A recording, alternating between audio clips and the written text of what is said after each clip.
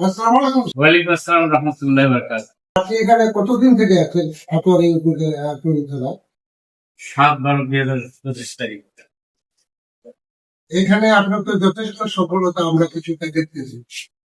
তো সেই সফলতার মধ্যে আপনি এতটুকু আন্তরিকতার সঙ্গে যে কাজগুলো করতেছেন, তাতে মাদক অনেকটা নিয়ন্ত্রণে এসেছে আমার মনে হয়। তারপর জাল টাকার ইয়ে আসছে। তো আর কিছু কিছু যারা বাইরে আসামি আছে তাদেরকে ধরার জন্য আপনার কি ভূমিকা? আইনি বহির্ভূত যে কোনো কাজই অপরাধ। এই অপরাধের সাথে যে জড়িত থাকবে তাদের আইনে সতর্ক করার জন্য আমাদের অভিযান অব্যাহত আছে এবং থাকবে ইনশাআল্লাহ। আশা করি আপনাদের সহযোগিতায় অপরাধ বিভাগকে আইনের আওতায় নিয়ে আসতে পারবে। ধন্যবাদ আপনাকে। আমি আরেকটু আপনাকে জানতে চাই যে মাদকের ব্যাপারে আপনার কি আদেশ নির্দেশ?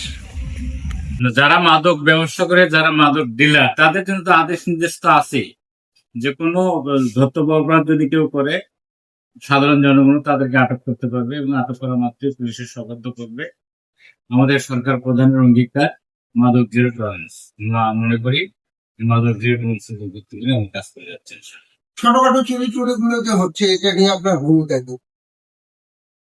ছোটখাটো চুরি আমরা চেষ্টা করতেছি আইনের আওতায় আনার জন্য ইনশাল্লাহ। ইতিমধ্যে কয়েকজনকে আমরা গ্রেপ্তার করেছি।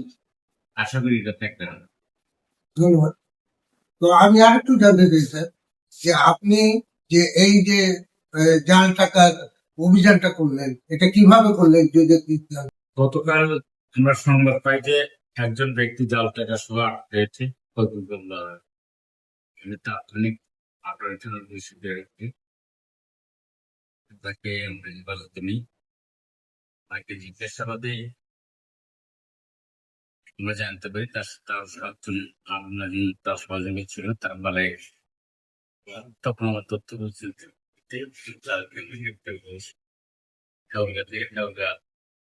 জটিল অভিযান পরিচালনা করে আমরা তাকে গ্রেপ্তার করি। কয়জনকে পেলেন?